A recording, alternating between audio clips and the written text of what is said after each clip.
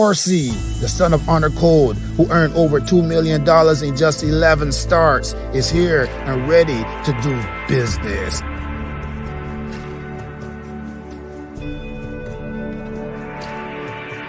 Horsey is here to do business.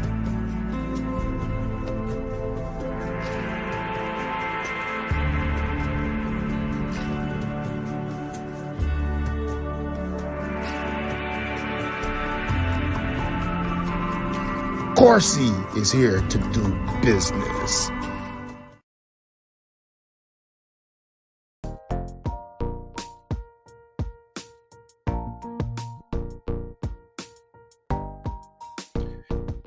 All right, here we go, man.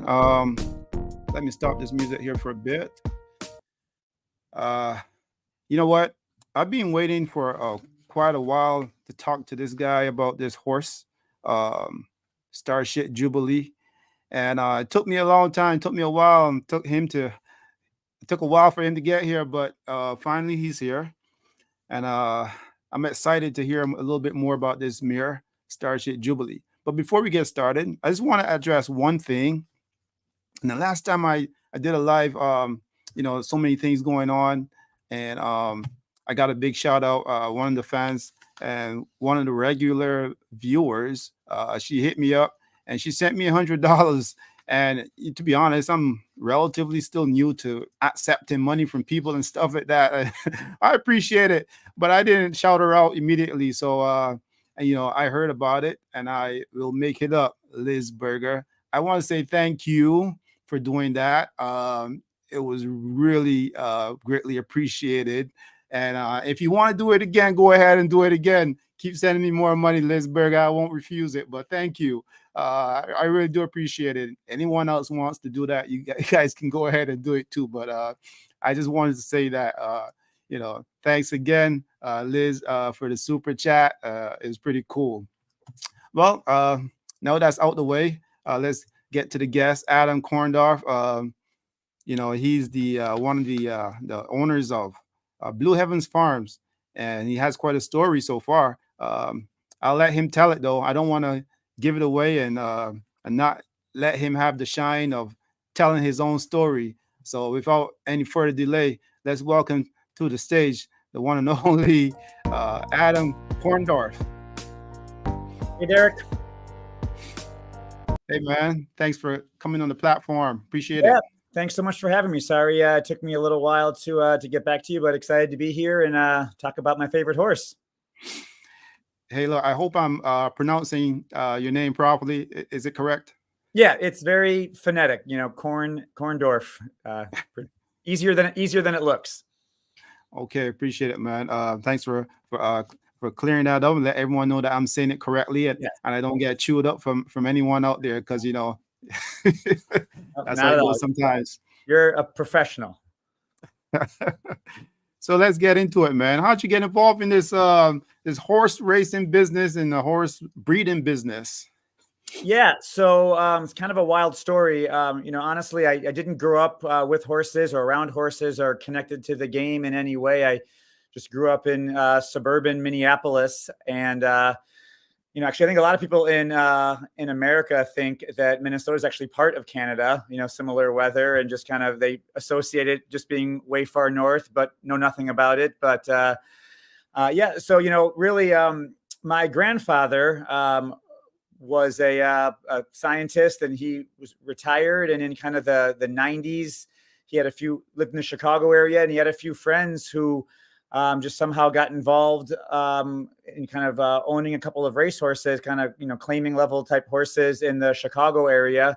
And they asked him if he wanted to partner up on a few. And he was always a guy who liked sports and liked kind of just, having fun. So he said, sure. And he kind of joined up with them and, had a piece of a few horses and, had a little bit of success here and there, nothing big, but he just kind of fell in love with the industry and the sport. And, a couple of horses turned into a couple of more horses. And he got involved a little bit in some stallion shares, some fractional ownership things. And he just kind of really fell in love with the game sort of in his retirement years. And, my mom and my grandfather were very close, and she sort of saw what he was doing and thought it looked fun. So my mom kind of started getting involved with her dad, with my grandfather, and they partnered up on a few horses. But my mom is very smart and a wonderful businesswoman, and she decided that if she wanted to get involved, she didn't want it to be just in sort of a haphazard way of a horse here, a horse there. She wanted to try to build something. So kind of in the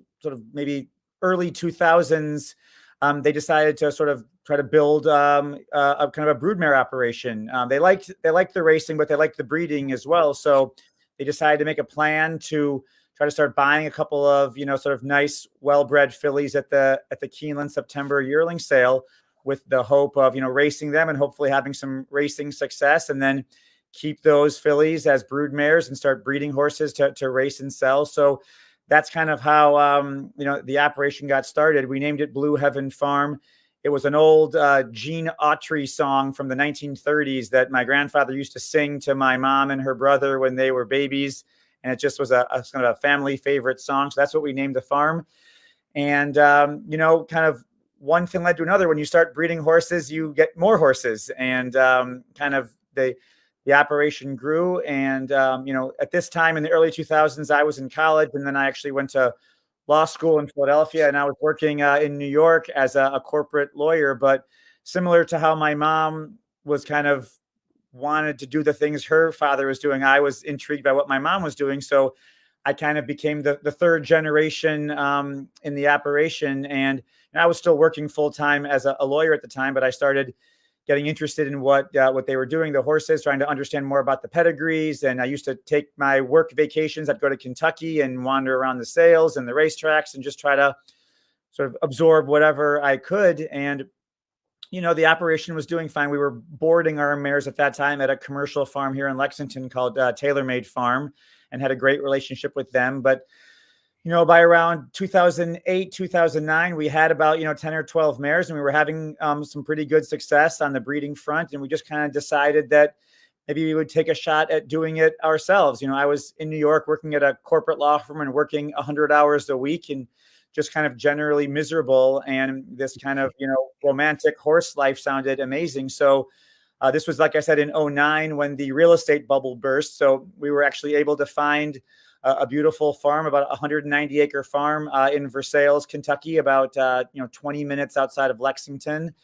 It's where Keeneland is located. And kind of on a whim, we bought the farm and moved our mares over. And honestly didn't know if we would be here for 6 months or 6 years or 6 generations. But we've now been here for this summer will be 14 years. Wow. I've I had my girlfriend at the time was willing to take a chance on me and place a bet on me, and came here with me. And lucky for me, a couple of years later we got married, and now we have 2 kids and horses and dogs and chickens and all kinds of other stuff on the farm. But it's been wonderful. It's an incredible life, and to think of where I was 15 years ago in an office all hours of the night. Feel incredibly fortunate to be here with my family and to be around these amazing animals that have brought us some great highs, some heartbreaking lows, but just wouldn't want to be doing anything else, and just feel very, very grateful to have everything that we have right now. I would say, man, I think you made a wise decision. To be honest, the office life is very attractive sometimes, but once you start getting around the animals, you start seeing the production of it. I'm pretty sure you get caught up in it. It's almost it's mind stopping sometimes, because you're looking at the animals, how big and beautiful they are, and then they go out there and do wonderful things for you. I was looking back at your profile there a bit, and it's quite impressive. Did you get started from the get-go in 2009, you and your mom?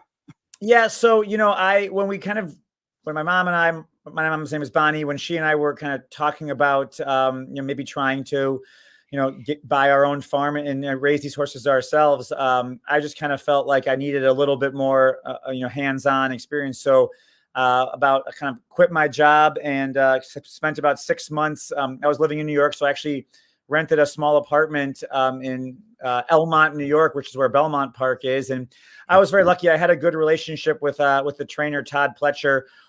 we had horses with him for many years, and he let me basically be a hot walker at Aqueduct in Belmont for about 5 months. So I kind of just immersed myself in it, and saw that life. And honestly, it was great for me, just the experience to be around the horses every day, but also it gave me a incredible appreciation for the people who really do the hard work in this business, the grooms, the hot walkers, the assistant trainers, the foremen.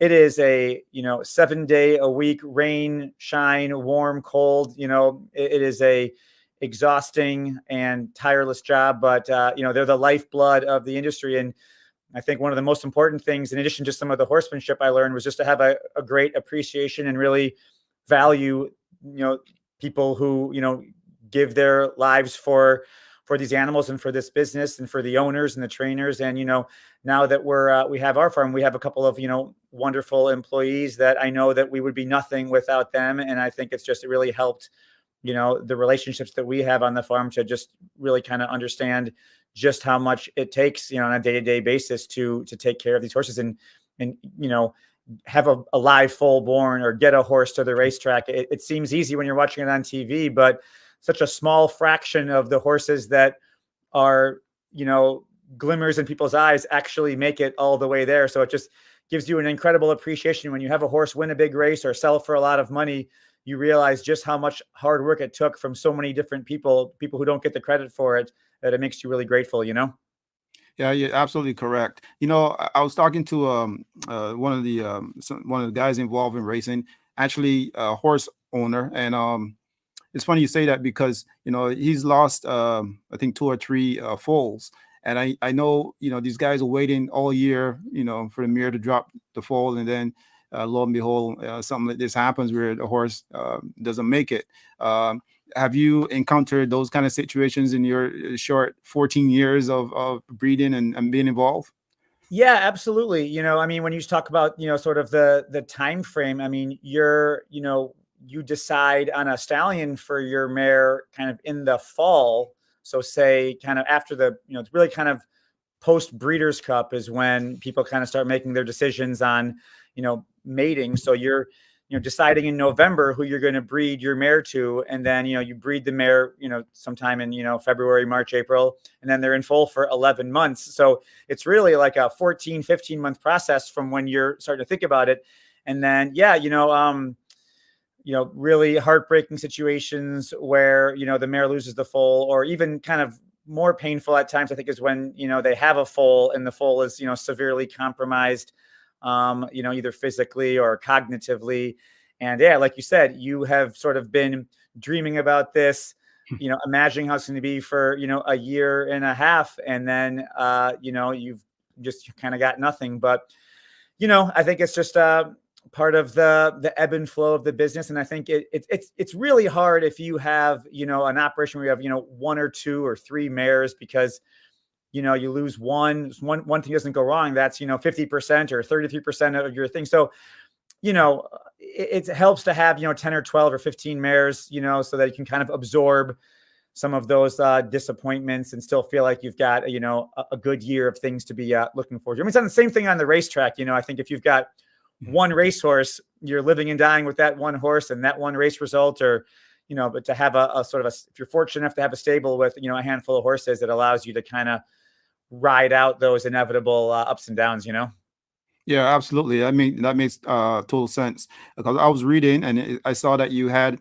15 mares or so on your farm, and I was Yeah. like, okay, well, that makes a lot of sense. Do you keep a lot of stallions too, or you just deal with the mares and just get right into the breeding? Yeah, so we just have the mares. The stallions would be a totally different operation with different personnel and required buildings and things like that. So yeah, so we have at any given time about 13 to 15 mares. They're mostly either horses that we bred and raced ourselves that we then retired to our brood mare band, or we sometimes buy mares either at public auction or privately off the track. We're just kind of trying to always put together the best group of mares that we can get, and we have some here and there that if the foals they're producing are just not, sort of really commercial, not really able to be sold, we'll kind of move on from one here and there. But Yeah, for the most part, yeah, we just were, I guess, we were we were commercial breeders. We, breed mares and you raise the foals and generally try to sell them, but we're not afraid to keep a filly here and there to race ourselves if we either, particularly like her or feel like the sale is not going to look upon her the way that we would. The sales are tough these days. The buyers are just so picky. It seems like, they all seem to land on the same handful of horses and pay astronomical sums of money for them. And just like hundreds and hundreds of horses that, are have great, potential kind of slip through the cracks. So, for us, obviously we're always trying to have one of those $1 million horses, but doesn't always work out that way. But we're willing to stand behind the horses that we fold and that we raised. And, if need be, we'll race them ourselves to kind of try to give it a go, But that's pretty cool. I was just going to ask you if you had if it was typically the same buyers every year or so forth, or is it just going to the sales and then you pick up whoever you can pick up? Is that how it works? Yeah, pretty much. We go to the sales. The two main sales. The Keeneland in September has a big sale. It's about 2 weeks long. They sell about 5,000 horses there, and there's also sort of a super premium sale in about 6 weeks earlier in August up in Saratoga at Fasig-Tipton. So yeah, we take the horses to public auction, and yeah, you see the same usual suspects around, but obviously it's always wonderful to see new people getting involved, new ownership groups. I think the industry is desperate for new owners. We're obviously, I think, looking at the way different countries do it. I think, like, for example, in Australia, fractional ownership is huge. You see these large groups of people pooling their money together to buy horses. So we're starting to see more of that in this country. I think groups of people kind of joining up and buying horses and kind of reducing their risk and giving them the ability to buy, more expensive or more horses. So, yeah. And I also think that if we sell a horse to someone and that horse does well, it gives them confidence in me and in our operation and in our horses that they might be interested in coming back for more. So we've definitely had a few situations where we sold, a second or a third horse to the same buyer because things went well, so that's where it's on us to, be transparent and be ethical and, build, it's as important as it is to raise good horses. You have to build good relationships so people trust you and they believe in your credibility and, are willing to put their money behind the product that you're offering, Absolutely. Now, before we get into this horse, Starship Jubilee, and I'm excited because once you told me that she was in foal to Flightline, I was like, wow, I got to hear more about this. But before we get into that, let's talk about Starship while she was doing damage on the track. Like, when did you know that she was going to be a really good horse? Well, I didn't. So I'm man enough to admit that I didn't know. So she was, Kevin, who, deserves all the credit in the world for everything he did with that horse. He claimed her, I think back in, 2018 for $16,000. She had run in numerous claiming races and went unclaimed, but, he saw something in her. And, I think she had been sprinting, earlier in his career. And I think he just is able to determine that she might be better off going a route of ground. So, he claimed her at Gulfstream, and it clicked right away. He started rolling with her, the rest of that year and into the following year. And, I think he had a partner at the time. He owned her with a partner, and they put her into the Keeneland November sale in November of 2018. And like I said, we find mares for our operation in different places, either, privately off the track or horses that we bred, but we'll also look to buy horses at the sale. And, for us, for the price point where we operate, we can't afford the grade one winners that are out of grade one winners. Those are, $2, $3, $4 million horses. That's just not in our budget. So, we have to try to find other ways to find, appealing mares. And, the way I always look at it, there are kind of three qualities that help determine the price of a mare: what they look like, what their pedigree is, and what their race record is. And I think our price, we can get 2 out of the 3, and we're never willing to sacrifice on the way that they look, because we feel like that's the main determiner in how the foals will look and how we'll be able to hopefully sell them. So we never compromise on looks, but we have to usually choose between, strong pedigree or strong race record. And, we saw Starship entered into the sale. She had just run 4th in the EP Taylor, a good 4th. And I think that Kevin and his partner were trying to kind of cash in on that and put her in there. You know, she's a little bit more bred, a little bit more pedestrian. You know, she's by a stallion named Indy Wind, who super well bred, but not a prominent stallion in Kentucky. So, you know, saw her race record. She had won a couple of grade 2s at Woodbine on the turf, and thought she was, you know, an interesting, beautiful, you know, medium size, but really pretty, correct, good looking, great race record. Had no intention of keeping her in training. We were looking at her solely as a broodmare prospect. But, you know, something happened, and I just kind of got distracted, and we were bidding on some other horses, and it kind of slipped through the cracks, and we didn't end up getting a chance to bid on her.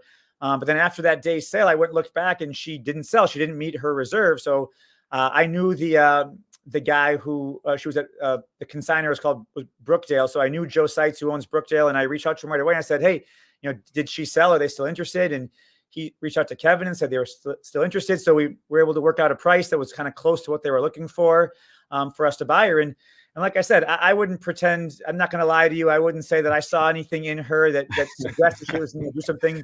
The plan was to retire her and breed her and hopefully give her a great second career.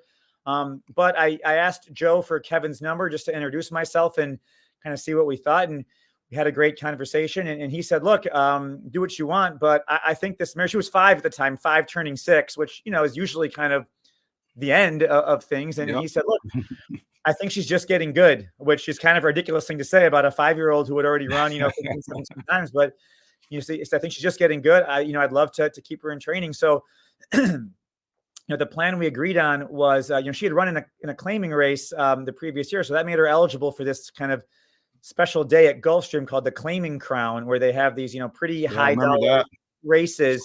There's the Philly Mare turf race for $150,000 for a horse if you've run in a claiming race before. So Kevin said, hey, you know, send her to me in Florida. Let's take a shot in that race, see how it goes. If it goes well, we can talk about, you know, the future. Or if it doesn't go well, you can bring her back to Kentucky and breed her and go from there. So I said, sure, you know, we're game for that. So sent her to Florida, put her in that race. She was a big favorite and just kind of ran a little flat. You know, she ran 4th, and, you know, kind of disappointing, but not totally, you know, unexpected. She was, you know, at that point in her career. And, you know, Kevin was undeterred. I'll give him a ton of credit. He said, look, you know, can you give me the benefit of the doubt? She had a rough kind of travel. She went from Woodbine to Keeneland, missed a bunch of days of training, then came to Florida and went from cold to hot. I know her. This isn't her. That wasn't her. Can you give me one more chance? So, you know, a month later was another kind of big Florida day, the Sunshine Millions. And she had won this race the year before, the Sunshine Millions Philly and Mare Turf. So he said, give me one more chance. It's still January. If it works out, if it goes poorly, you still have time to breed her. If it works out well, we can talk about it. So again, trusted him, took a shot in it. We drew the far outside post. None of the analysts thought we had a shot. And she just ran like a monster that day, was, you know, twice as good as any horse in the field, just won in a gallop. And, you know, it was really exciting. And we just said, you know what, let's give her a few months off and take a crack in 2019. So we did that. And, you know, I feel like I'm talking too much. You want me to kind of keep running? No. Well, definitely. Definitely want to hear you, Adam. I want you to keep going, man. I love it. Okay, well, interrupt me if there's anything. No, man, keep going, man. I want you to get all of that in. It's very important. So we gave her the time off and brought her back, waiting for a big time year at Woodbine. And, you know, they have a good turf series there, a bunch of 2-turn turf races. And, you know, she came back and ran the first 2 in the spring, and the Nassau, and then the Dance Smartly, I believe, and ran second in both. And, you know, for me, like, you know, you always want to win every race that you're in. Of course, you're a competitive person, but we're primarily breeders. We haven't had a ton of race horses over the years. We've had a few nice stakes horses, but just running second, hitting the board in graded stakes races was just like a dream come true for us. You know, it was, you know, you want to win, but it was just that it was amazing to be doing that. So I wasn't discouraged when she wasn't winning.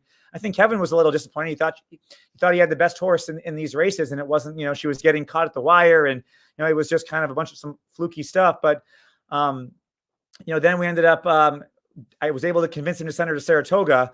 And we ran in a big race there called the Ballston Spa. And again, just missed in that one. And then we came back to Canada, and she ran in the Canadian And she won that one. And that was when I think she really kind of clicked and got going. She won that race. And then we took a big swing in the EP Taylor. And again, just to reiterate, like, running in, let alone winning a grade one, is something that my family, we never in a million years would have thought that would ever be something we would ever do. So went into that race without much hopes or expectations, and she ran awesome and she won the race, and it was just an unbelievable experience. And I think it was Kevin's first grade one also, and just knowing that, his family's history in Canadian racing, and knowing that the EP Taylor is, that along with the Woodbine Mile and of course the Queen's Plate and that series, and maybe a couple others, it's got to be one of the top 5 races that you can win. You can correct me if I'm wrong, but in Canada, I know it's incredibly prestigious and historic, and it meant a lot to him and it meant a lot to us. And it was just, it was a great thing. And if that's all she had ever done, she would have done more than we could ever ask for. But it came out of that. And then I think we ran one more time that year. We brought her to Churchill, and she ran in a race on Thanksgiving, and again ran second on a kind of a soft track. But anyway, it was an amazing year with just accomplishments we never would have dreamed of. And then the conversation happened again with Kevin getting back on me and saying that she's just getting better, Adam. I'm telling you, she's getting better. She's got another year in her. She's sound. She likes what she's doing. If she ever didn't like what she was doing, I would tell you. And look, these horses have given, me and my family a wonderful life. Their happiness and well-being is the most important thing to us. We would never, do anything that wasn't in their best interest. So I always ask Kevin, how she's doing, how she's feeling, how she's moving. Like, I would never want to feel like we had to use medication to get her to a race or anything like that. If we ever felt like she wasn't, feeling right, we would have brought her home immediately, but that was never the case. And I trust Kevin. The only person that cared about her more than me was him, and I knew that from the beginning. So decided to kind of give it a go again the next year in 2020. So we gave her some time off again. It had worked well, and brought her back. And, she ran again in the Sunshine Millions and won that race again. And then we decided to kind of stick in Florida, and she won a race at Gulfstream called the Suwannee River, another grade 2 there, and then shipped over to Tampa, and we won the Hillsborough, which was kind of a crazy day, because that was, I think it was March 20th. And that was really right when COVID, I think it happened right then. And our jockey in that race was Javier Castellano. And I think 3 days after the race, he had COVID and had to take some time off. And it was a wild time. But then, the kind of the incredible year continued. She went back to Saratoga and won the Ballston Spa that time. And she beat this incredible Hall of Fame caliber turf mare, Sister Charlie, a Chad Brown horse who had won. That was a great race. Great race. I mean, it was heartbreaking that, couldn't be there because of COVID. You just, people weren't traveling. There was nobody there, but it was just all heart. It's an incredible race. And then we ran again in Saratoga in the Diana, and kind of tough one there. We ran 4th, but then came back to Woodbine, won the Canadian again. And then it's really the big one for us then was the Woodbine Mile. And again, never would have occurred to me to run against colts. I never would have thought that. But again, all credit to Kevin for thinking outside the box and kind of recognizing what she was able to do. Ran in that race and somehow managed to win that one too. And, put her in rare. I think she's the only horse ever to win, the Woodbine Mile and the EP Taylor. Obviously, a female winning the Woodbine Mile is not common. So just really, in my opinion, cemented her as just an all-timer, not just in Canada, but anywhere. So just obviously amazing race, amazing for Kevin. I think I remember his son was there and helped give a leg up to the jockey. So I know it was great for me and my family, great for Kevin and his family, and just an amazing thing. And, that race really catapulted us to the Breeders' Cup, which for me, luckily, was at Keeneland that year. And, thought we really had a real chance. I mean, we're kind of cross-entered in both the mile because we had just won the grade 1 going the mile, but also the filly and mare turf. And, had a lot of conversations about it, ended up going with the filly and mare turf. She drew the rail, which, we didn't think was a big deal because, she's pretty tactical. You can put her wherever you want and she'll find a way. And, handicapping the race, we were really confident. We thought that there was early speed. And we thought we could set off the pace and make one run like she's done, 20 times, and that we were going to be right there. And I'm sure you've saw what happened. Basically, she broke out of the gate and for some reason kind of went straight sideways, went down on both knees, and the jockey kind of went over the top of her and flew off. And it was over. That was a tough one. Over that like was a that. tough one. And tough one, man. Your first feeling is, fear of her. You see her running loose up the track. You're worried she's going to jump the fence. Anything might happen. So obviously the first feeling is not the heartbreak about the race. It's the safety of the mare. But, once they got her corralled and we were able to find out she was safe, then you just kind of, you can't believe it. She's run, I think she had run, 20 times and never have that happen. And you can't believe it. You can't believe that it happened to you. And again, like I said earlier, we're not one of these operations that has 4 or 5 horses in the Breeders' Cup every year that we can just kind of chalk it up to bad luck and, give it a go again next year. I mean, this, we've been fortunate enough to have bred a few horses that we sold that ran in the Breeders' Cup, but this, we don't own horses like this very often. And to have that chance and then to have it end that way, it was devastating. It was devastating for all of us. I've never seen Kevin like that before. It was gut wrenching. And, you don't know if you're ever going to get that chance again to do that. Was that her last race? It was, she kind of came out of that race. And like I said, she was 7. And I think, the racing was starting to catch up with her. There was nothing major, but, she was, having some kind of ankle stuff here and there and a few other little things. And, like I said, we never wanted to push her. We never wanted to, because as heartbreaking as it was with that race, if anything actually happened to her health-wise, we would never forgive ourselves. We would, we never wanted to come off as greedy. She gave us more than anybody could ever imagine. So at that point, we felt like she had earned a well-deserved retirement.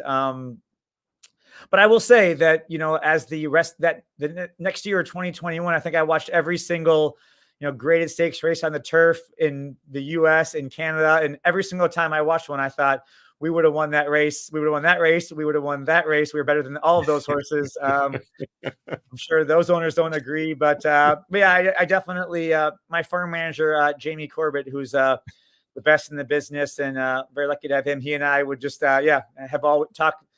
I don't think a week goes by where we haven't talked about what could have happened if we had kept her in training, or, but that's kind of, it's the way that it is. But look, no regrets. It was, so like I said, I was lucky that Kevin talked us into keeping her in training for not just 1, but 2 years, because, I was an idiot and never saw that. I thought that she had already accomplished plenty and she would make a great broodmare, and I was ready to bring her home to the farm. But like I said, thankfully, Kevin and his team, had that foresight and, took amazing care of her for those next 2 years, and really gave us the horse of a lifetime that all we can do now is try to repay her with love and, carrots, I guess, and green grass.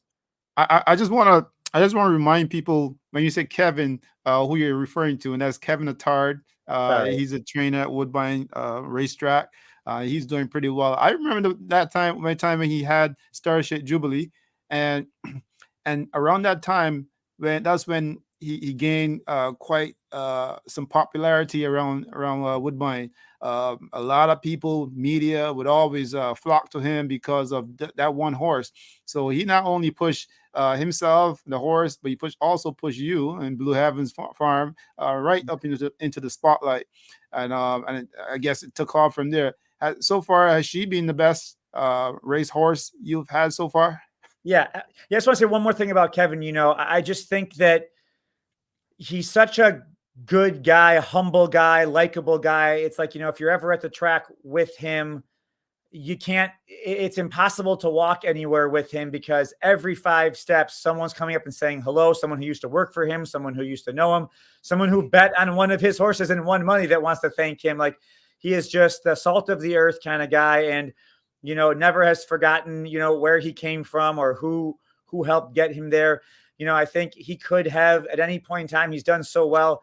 He could have, left Canada. He could have opened up, strings and other racetracks, and, generated a lot of, money for himself, but he never wanted to do that. He wanted to be there every morning to look at every single horse and put his hands on every leg of every horse he has. And, it's an incredible, dedication he has to his clients and his horses that, he's never gotten too big. He's the same guy that, before her, he's the same guy as he was before and after. And, I think he's actually picked up over the last few years, he's picked up a number of really high profile owners from the States who are sending horses up there to him. So I couldn't be happier for him. Well-deserved and well-earned. But yeah, to your question, absolutely. We had one mare that kind of, was a little bit of beginner's luck. One of the first kind of nice fillies that we bought as a farm back in 2000. Her name was Ocean Drive. She was a belong to me mare. And she was sort of a 4-time grade 3 winner for us, which again, and that was just incredible for us. And we've had a few other kind of stakes horses, graded stakes place type horses, but yeah, nothing like her that won, grade 1s, that many races. And she was a $2 million earner, which is amazing also to be able to kind of have that in her resume as well. So yeah, absolutely the most accomplished and exciting mare that we have ever had. And, probably ever will have, to be honest with you, on the farm. So it's great. Now that she's gone on now, and she's a brood mare. She's had how many foals, and what is 3, right? She had 2 foals, and she's carrying her 3rd. So yeah, she's carrying her 3rd. Yeah. So her first foal. So she was bred in 2021. So she retired after the Breeders' Cup in 2020. Was bred in 2021. Foaled a Medaglia d'Oro colt in 2022. So we sold him to somebody here in Kentucky. So he's a 2-year-old now. And do you know how that horse is doing? Yeah, I do, because he's actually on our farm right now. We sold him, and that he went through the breaking process here in Kentucky. And then the owner, who was a guy that I know, his name's Jeff Stokes. He's a great guy. Kind of after they finished kind of breaking him, they needed a place just to kind of turn him out for a couple of months, just to kind of grow up physically and mentally before he kind of really gets going at the track. And obviously he knows my feelings about the mare and the family in generally. So he asked if we would be willing to kind of turn him out here on the farm. He knew we had some space. So he and a buddy of his are here on our farm right now. They've been here since kind of beginning of the year. We'll probably be here for about another 2 or 3 weeks. Then he'll head over to the track. I think he's still kind of debating between trainers, but really high on him. So it's great. It's great to see him every day as well out in the paddock. So we've got him, the 2-year-old, and then she's got a yearling by Quality Road, who's another super high-end stallion here in Kentucky. And it's a yearling filly, and she's got all the promise in the world. She's Starship Jubilee herself is kind of more of a medium-sized, kind of powerful mare. This filly's a little bit more kind of leggy and elegant, kind of stretchy. Looks like she wants to kind of go 2 turns. But get there in a hurry, I think. And she's, I think, got all the potential in the world as a sales and So I'm obviously a little bit biased, but we're really high on her. So, she'll be, we'll be looking for her for one of the yearling sales here in New York or in Kentucky. And then, like you said, she's in foal to Flightline. We want to give her the best possible chance that we can by breeding her to, high-end stallions. Obviously, the first 2, Medaglia d'Oro and Quality Road, are both kind of established sires, both at the sales and racing on the racetrack. I mean, they both had, dozens of grade 1 winners and champions and colts and fillies and sprinters and, 2-turn horses. So we really wanted to breed her to a couple of established stallions to give her the best possible shot. But, then Flightline retired, and he was just so incredibly talented and brilliant, and she was so talented and brilliant that we just thought, we've bred her to 2 established horses, why not take a shot with something just exciting and with limitless potential like this, and just kind of see what can happen. So got in full. What happens with the breeding process? I mean, you got Flightline and you got Starship Jubilee. Now, do you pay for that, or pay for the breeding process from Flightline, or how does that work? Yeah. So basically, the stallions all have, what's called a stud fee, which, the the cost that you have to pay as the owner of the mare to breed to that stallion. So the stud fee is based on, how desirable the stallion is. So some of the least expensive stallions, it might be $1,500 or $2,000 or something like that. And, the most expensive stallions, like right now, I think, Into Mischief, Curlin, Justify, those are the top stallions in America. They all stand for $300,000. And, there are a couple over in Europe that are super expensive, Frankel and See the Stars. So you as the mare owner, you basically you submit your mare to a stallion and they either accept or reject her. For a mare like Starship Jubilee being a multiple grade 1 winner, people, they would, we don't have too much trouble getting them to accept her because she's got such a good resume. But then we're responsible for paying that fee after the mare has a foal that's alive and healthy. So we sign the contract, breed the mare, kind of in, anytime starting, between February and the end of May, 11 months in utero, and then have the foal the following spring. And if the foal is born alive and healthy and standing and nursing, then we're responsible for that stud fee, but the foal is ours. So we pay to breed, we keep the foal, raise the foal, and either sell or race it ourselves. And there are all kinds of other, contractual arrangements where you can kind of, what are called foal shares, where you may not have to pay the stud fee, but then when the foal is born, you and the stallion owner own the horse 50-50. So there are different ways in which you can, create different ownership structures. But with what we do with Starship, we pay the fee, keep the foal, and hope to, sell it for a lot of money. But also hopefully it's a high-end racehorse that just kind of, helps out her down the road. The hope is that she's a producer of horses that were as good as her, and it just helps us, sell horses for even more money down the road, and, keeping some daughters out of her and have them for our operation down the road. We hope that this is the start of a, long lineage with this mare and my family, How long can she go for just producing babies?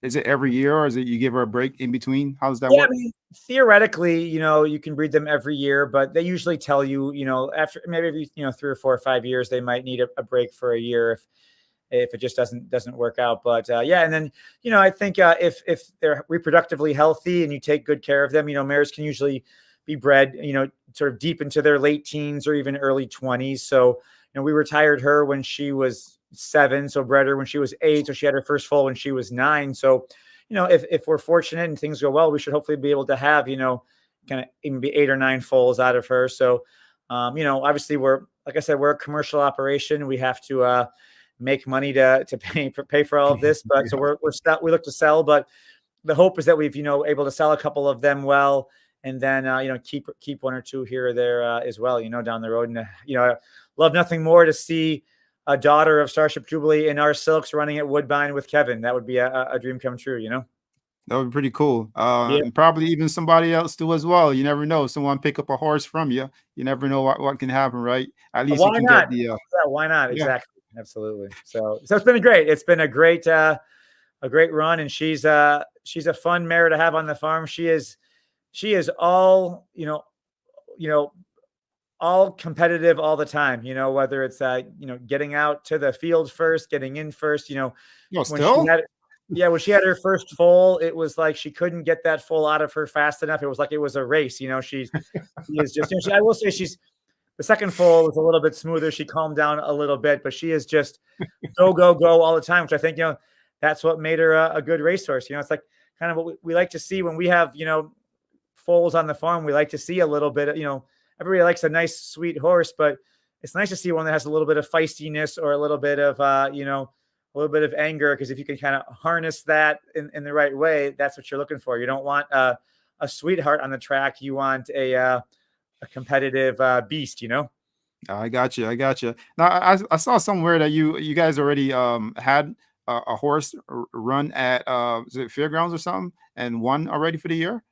Yeah, we've got a couple in training right now. We've got I guess a 4-year-old colt. His name is Pyrenees. He's out of one of our better mares named R. Christie, and with a trainer down there named Cherie DeVoe. And yeah, he ran a couple times as a 2-year-old, and then had a a little kind of vet issue, had to have a surgery, and then kind of took him about a year to get back. And then he came back, and in December he broke his maiden really nicely by about 4 lengths, and then brought him back in a first level allowance race last weekend, and he won by a couple lengths again. So yeah, that's super exciting about him. We're hoping to have some fun this summer in some stakes races, and we've also got a filly, an Uncle Mo filly named Port Townsend that ran a couple times on the dirt last year and didn't really seem to take to it, so moved her to the turf, and she just the light bulb came on, and she won pretty impressively as well. She was supposed to run yesterday in an allowance race at Fairgrounds, but they got about 2 inches of rain the day before, so came off the turf and she had to scratch. But yeah, look, this is what we're obviously primarily a breeding operation, but it's fun having a couple on the track that are doing well. So we're hoping to have some success with them here over the course of the year. It's also fun, when you're a breeder like we are, you follow very closely the horses that you sell that other people have, because the better they can do that, the more it helps out your future, your mares and the siblings that you're trying to sell down the road, So it's almost like at any given time we might have, 10 or 15 horses that we're excited about, where we may only own 1 or 2 of them, but 10 or 11 might be owned by other people, but we're almost just as invested as they are, because we raise them and we care about them, and we've got brothers and sisters and aunts and uncles and mothers and stuff like that. So we just we support them from the time they're born until the time they're done. I gotta say, you got a very good memory. I was just wondering, you were talking about the Nassau Cup, and you're talking about the EP Taylor and all that. Did you script that, or did you have that off the top of your head? Remembering the races that she won. Oh yeah, I remember. Yeah, look, this is not a normal thing for us. So these were all like every month was the greatest month of all time until the next month, which was then the greatest month of all time. It was just thinking back and being able to have those conversations with Kevin and usually you're just have these rough conversations where you're trying to figure out, the horse ran badly again. What are we going to do now? We have to give it away, this, that. But to be able to win these races and talk about what the next one's going to be and who's going to be in the race and the nominations, and we can, this horse, that horse, like, it's great. So I may forget everything else in my life, but I'll forget my kids' names, but I will never forget a single one of those races. I don't think. It's not the first time I've heard this, man. A lot of people involved in racing always say the same thing about the horses. They remember the little things that people seem to forget, but they remember them. I got to ask you, what are you most excited about? Like the horse race, like a Breeders' Cup race, or do you get excited about the potential of that foal drop-in from Flightline with Starship Jubilee? Yeah, the racing part makes me so nervous and anxious, and it's so hard for things to go your way. So I love racing and I love being a part of racing, but I feel like it's just so hard and you have so little control. So the breeding stuff is really, is really kind of right now for me, the thing that I get most excited about, and kind of strategizing and thinking about, who would be a good physical match for the mare, and getting excited about that. Obviously, it's nerve wracking, because, the foaling process is not for the faint of heart. It is a scary kind of process. Obviously I've got a wonderful, like I said, a wonderful farm manager and a wonderful night watch person, and we've got great vets, but things can go badly very, very quickly, and you can't do a whole lot about it. So there's definitely some nerves there, but yeah, just, having a foal, and just sort of the, every foal we have, every filly is the potential Oaks winner, and every colt is a potential Derby Breeders' Cup winner. So there's just nothing like having that, crop of foals that with a limitless ceiling, So I'm excited about that. I'm excited specifically about this mare. I feel like, that heart that she had, that toughness, like that, I've seen that be hereditary. That can be passed along, whether it is or not, who knows, but I just can't wait to see, a horse of hers run and see if they can, have what she had. But, so yeah, so Flightline, just I can't wait. I can't wait to see it. I think, you got good blood. Good bloodline goes a long way, they say, in horse racing. The funny thing about it, I read somewhere today, and you got these group chats and everything else, and somebody was saying that even the Great Northern Dancer, it wasn't picked up at the sales, Yeah. and that's how it goes. Sometimes people don't always see the beauty and see the greatness in a horse immediately. And Absolutely. I mean, look at her. How many times? I mean, I think she was I think she was like a 65. She was like a 60, or she was like this $20,000 kind of yearling. And then she went to the 2-year-old sale in Ocala, and it was, I think, a $35,000 RNA there. And then ran in, about 4 or 5 claiming races for a tag of around $16,000. So yeah, look, it's, thank God, that it isn't easy to identify the good ones from the beginning, or else only the richest people would have all of them, and people like us wouldn't have that opportunity. Thankfully, it's not obvious, and we all have, because otherwise, we would have no shot, and it would be, it truly, it's called the sport of kings. I think for historical reasons, because the kings were the only ones who could afford it, but it's really the sport of, it's the sport of the dreams of the normal people, the average people. A lot of dreams, man. Lots and lots of dreams of just regular people just running around, man. Absolutely. Yeah, look, and we've got a couple of my employees on the farm, great guys, Jorge and Jose. They they do an amazing job with us here on the farm, and are the main reasons why we've had the success that we've had. But they live the dream also. They have, they will occasionally buy a foal to try to pin hook, or buy a mare to try to have, breed something. Like, we may all be at different places, or different ages, or different, economic levels, but we're all trying to do the same thing. We're all trying to breed that special horse that makes you dream big. We're all the same when it comes down to it. Now, year in and year out, how tough is it for an operation like yourself to compete with some of the bigger farms out there? Yeah, it's not easy. It's taken a lot of time for us, I think, to, put together a good group of mares that can be competitive, at that level. But there's a reason why we have, 12 to 15 mares and not 35 to 40 mares, because we'd rather have it be more of like a boutique operation, and have, a smaller number of higher quality mares that justify going to the higher end stallions that can produce horses that could sell for a high dollar amount, rather than just going straight volume and having, spending the same amount of money on stud fees, but having 40 horses instead of, 10 horses.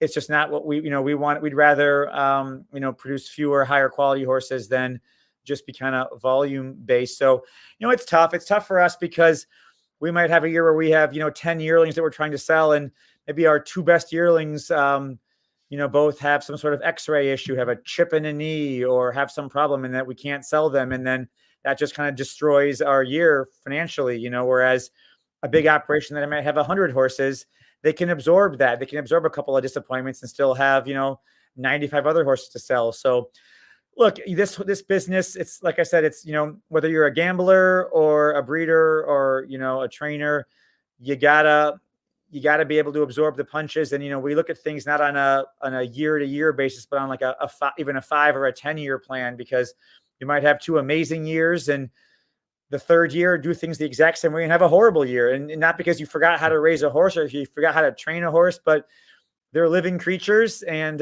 you can't control biology in its entirety. So we just try to stay even keel. Don't get, we try to get really high for the highs, but not too low for the lows. But, we had a great accomplishment this past year up at Saratoga. We sold our first $1 million horse. It was a colt by Into Mischief out of one of our mares that sold to a group of buyers, Windstar Farm, and a couple of partners of theirs. So, you just sort of, like I said, you dream. We're dreaming on the track, dreaming in the sales. So that was a big, kind of, you think about coming in this business, some, high-end milestones, breed a grade 1 winner, own a grade 1 winner, sell $1 million horse. We've, over the course of time, slowly kind of checked the boxes and gotten to the point where we've kind of had all of them. I think the next one for us would be to have something run in the Derby or the Oaks. That's kind of the next kind of big dream type thing for us, not even win it, but just kind of be in at Churchill on that Friday or Saturday would kind of be our next kind of pie in the sky kind of dream, Man, after $1 million horse, what do you plan for after that? Do you have specific goals or what? Yeah, I mean, another one, another one and another one after that, another one after that, because, you have a lot of disappointments and you need a few of those to both for the money, but also just for the confidence and the morale, because, sometimes I'm sure trainers would say this too. Sometimes you have a rough stretch, don't win a race for 2 or 3 months. You start to question yourself and question what you're doing. And for us, have a bad year, a bad 2 years, and you can't sell anything for any money and nothing's doing well. You start to wonder, what am I doing wrong? So you need to have ones like that every once in a while, just to remind you that you do know what you're doing, and it can go well. So like I said, the money part was great, but it was really more just the big confidence booster for all of us here to say, you know what, we can do this. We've done it before. We'll do it again. So, and obviously, super excited to kind of follow him, because we have his dam and we have his grand dam and, brother and sister. So we're super excited about him, Who are some of the other horses that you have on the farm? I know you mentioned you think Roxy Gap you got down there. Yeah, so another horse that might be familiar to your Canadian listeners, an Indian Charlie mare named Roxy Gap. She was owned as a racehorse by Eugene Melnick, who I think he's passed away now, if I recall. He's not now. Yeah. But big owner, and I think, didn't he own the Ottawa Senators as well? I think it was a big hockey guy as well. Yep. We bought her privately from him after her racing career. She was a multiple Sovereign Award winner in Canada, and so we've had her, I think, since 2013, I believe, and have had a number of really nice horses. She had a Medaglia d'Oro filly named Cafe Americano, who was a graded stakes winner for Chad Brown that we sold. And so we've had a couple of stakes horses and a couple of nice sales horses. We've got this mare named Our Christie. She was by a kind of a little known Stormcat sire named Newfoundland. She was a graded stakes winner that has produced some really good horses for us. She actually produced we owned Starship Jubilee, who won a couple of grade ones, but this mare, Our Christie, produced a filly named Grace Adler by Curlin, who was our first grade 1 winner that we bred and raised. She was with Bob Baffert a couple of years ago. So she's been wonderful for us. And another one of her daughters is a distorted humor mare named Virginia Key, who was a graded stakes horse for us. And she's the one who produced the $1 million horse. So, oh, wow.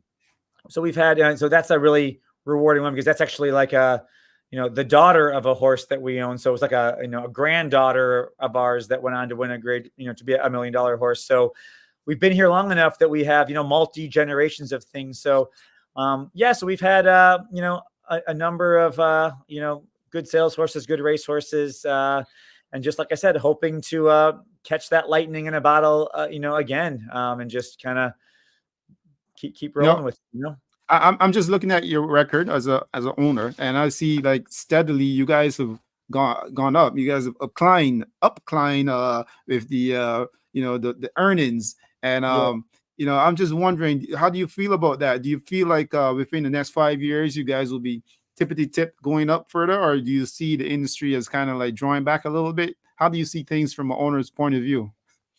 Yeah, well, it's funny. It was for me personally where I see us go, winning, having horses on the track is fun and winning races is great, but it's sort of counterintuitive. The more horses we have on the track, that kind of means the worse we did at the sales, because generally speaking, we're trying to sell these horses. So like both of the 2 horses I mentioned earlier that are running down at fairgrounds right now, those are both horses that we kept because we had to, not because we wanted to. They both just had some veterinary issues that prevented us from being able to sell them. So, hopefully you get lucky and it works out well, and they make some money and they run well, and you can kind of enjoy that. But in an ideal world, we don't have much to race because we did so well selling everything. But, the industry is at I think an interesting time. I think there's I'm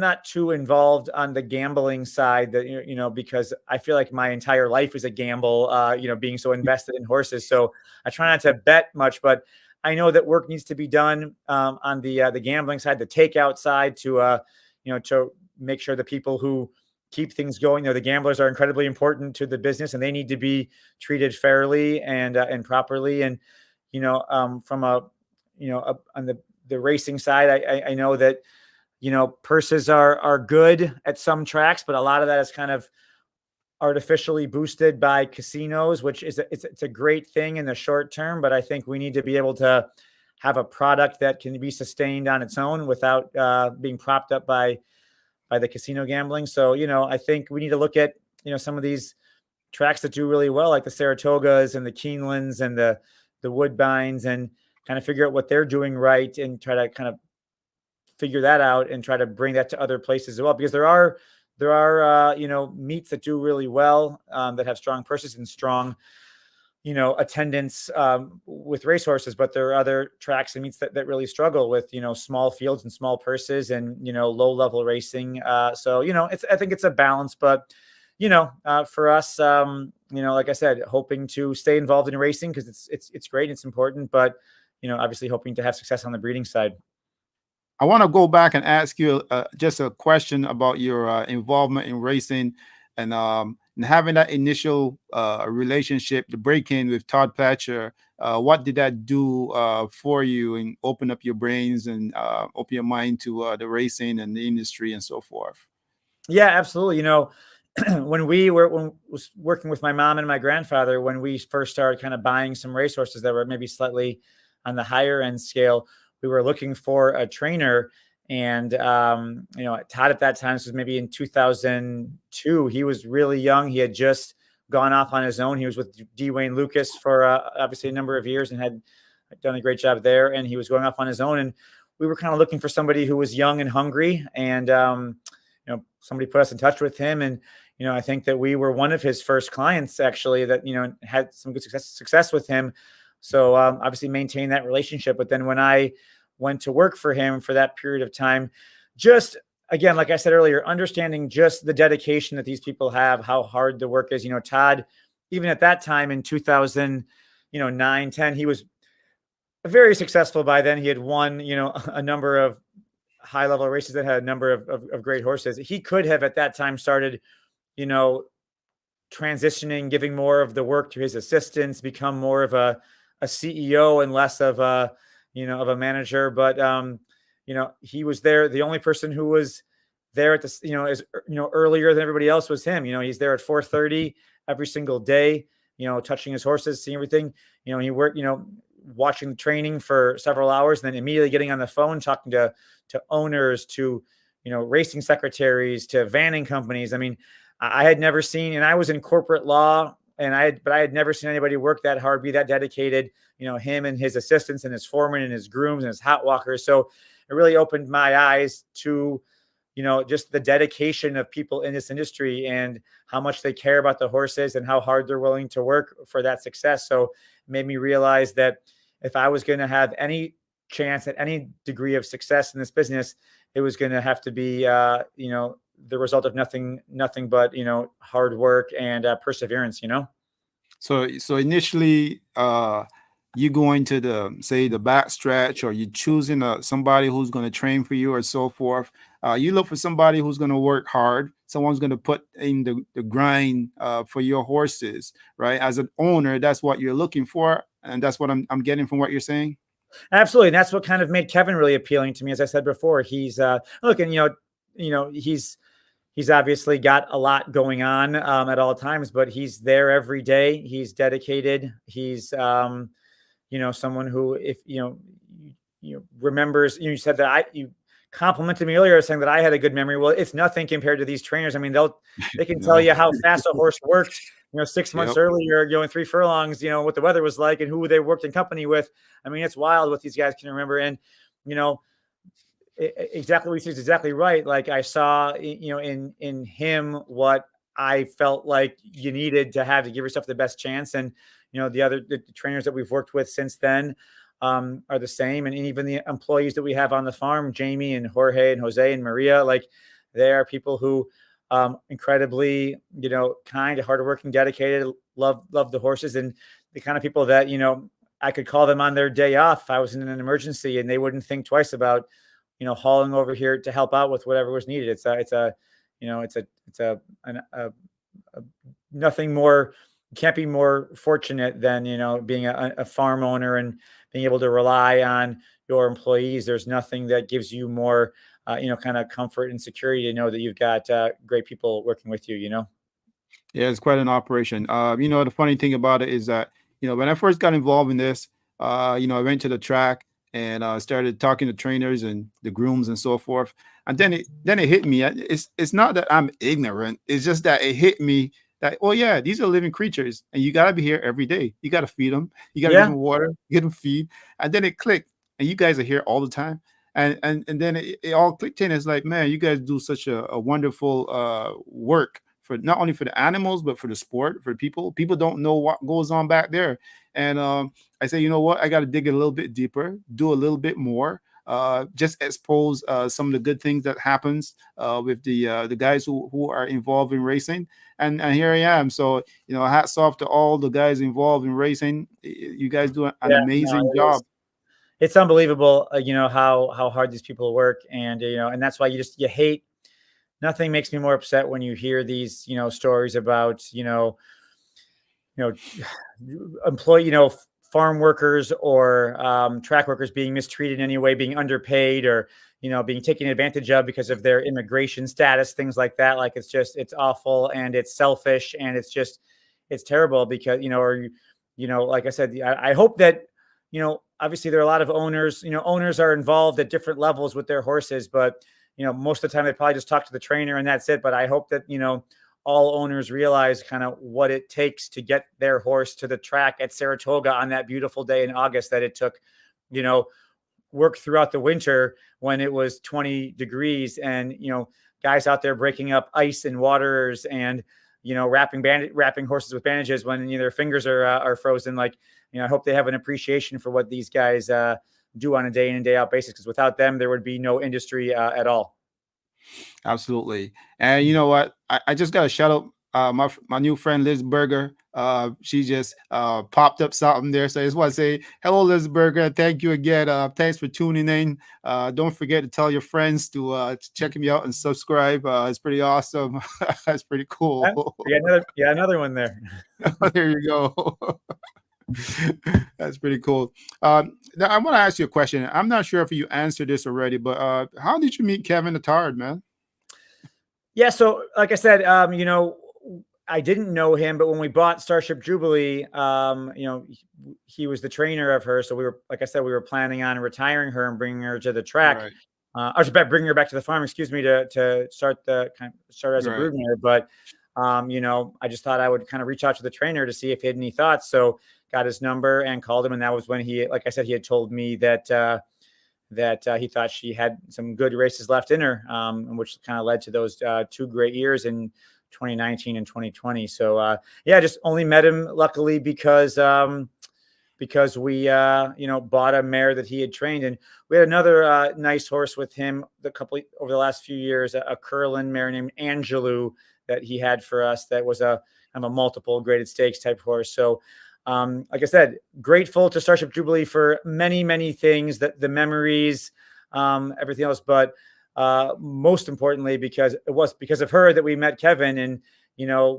beyond the trainer owner relationship, it's a friendship, and a friendship that I appreciate and will cherish kind of forever, and look forward to continue having horses with him kind of now and going forward. So, that was an extra kind of bonus from that mare for us, was kind of created that relationship. Pretty cool. I want to ask you a quick question here before we, it's coming to an hour about now, and that's usually when the guests usually start scratching and start, twitching. It's much more usually my wife and kids usually tune me out after about 30 seconds. So I'm grateful if anybody's managed to stick around and listen to me blab on for an hour. That's they deserve some sort of a prize or award, I think, for that. Well, I want to ask you this question because I think it's very important to the sport. A lot of times I talk to trainers, and they would often say that a lot of times the owners make the decisions on who they choose as riders for the horses. Is that the same for you guys too as well? How deep do you guys get involved in racing? Yeah, look, I'm sure there are a lot of owners who dive in deep with a lot of the decisions, and I'm sure the trainers have a lot of thoughts on those types of owners. I mean, we always try to stay in our lane and,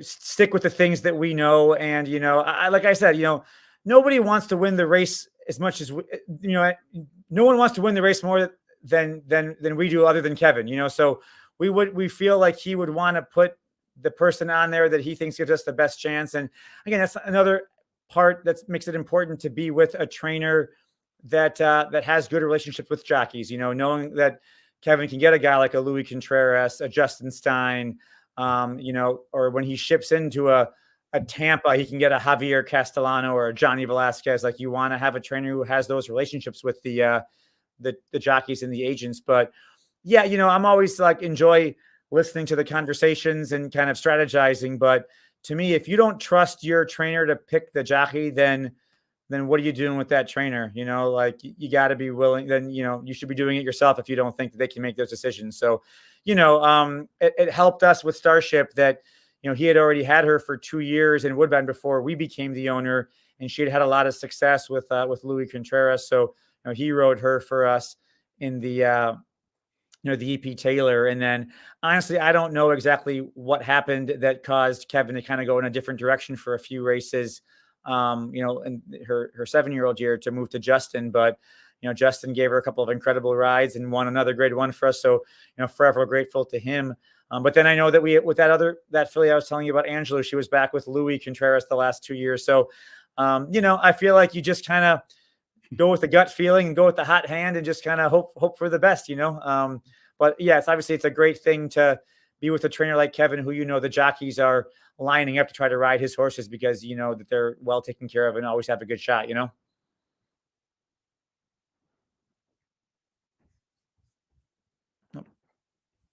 Derek, I lost you. Are you muted? Yeah, Okay. my hand touched something, fiddling around with stuff as usual. Every week I always fiddle around with stuff, and the guests Some always sort of, remind me, "Hey, Derek, are you muted?" I'm one of those people who can't sit still sometimes, and I do silly stuff it like makes that. it makes you look more human. It's okay. That's pretty awesome. I had a really important question. It kind of slipped my mind, but maybe it'll get back to me or maybe not. But we'll see how that goes from there. What else can we talk about? Is there something? Oh, it was something important to do with your operation I wanted to ask you. And yeah, here we go. When is the foal due? Yeah, so it was a late March cover, so it's about 11 months from then. So it should be due kind of end of February. So wow, really pretty soon. hard to believe. Yeah, I don't know what your weather's been like, but it's actually really beautiful here right now, and it almost kind of seems like that kind of gets the mares going. When the weather kind of starts to get a little bit better. So yeah, hard to believe it's already almost the second week of February. But yeah, I guess we're only about a month away for her. So can't wait, and definitely will keep you updated and send you some pictures when the foal's born. You can share it with listeners, hopefully. And also some video. Please do. Yeah. That'll be awesome. Yeah. The weather is pretty warm here. If you don't enjoy watching, a newborn foal running around a field with her mom, you got to be pretty cold-hearted if you don't like that. Yeah, I don't know. Yeah. Pretty much that always get everyone in the oohs and the ahs and everything else, man. makes everybody want to buy a horse for their daughter. Well, we certainly hope so. Exactly. Hey, look, man, this has been a pleasure talking to you. Absolutely. Thanks so much for having me. And it's an honor. You do great work. I've watched a few since you reached out. I've watched a few of your other interviews, and appreciate what you're doing for the industry in terms of, talking to interesting people, and just, giving people the opportunity to hear more about different aspects of the industry. I really appreciate it, and appreciate you having me. Hey, look, please do me a favor and just share that information with some of your friends, some of the horse people. I want to talk to more people down there as well. So please, if you can, breeders, trainers, whoever, just let them know. And I'm here. I want to speak with them. You gotta get Kevin on here one day. Well, I've been trying. He's a little bit shy sometimes, but when it comes to doing these kind of podcasts, but we'll see. We'll see how it goes. I talk to him a lot on the backstretch. Yeah, I'll try to give him a little nudge for you if you don't mind. Please do. Well, Adam, thanks again. Yeah, thanks so much, Derek. All the best to you and everybody else, and look forward to chatting again soon. All right, man. Take care, and let's hope that horse becomes a $2 million horse, man. Really, speak on it. Talk to you soon. All right, take care. Adam Corndorf, what amazing guy, man. Sometimes the checkers fall in the right places, and having a horse at Starship Jubilee, you can't go wrong with that. And then breeding to Flightline.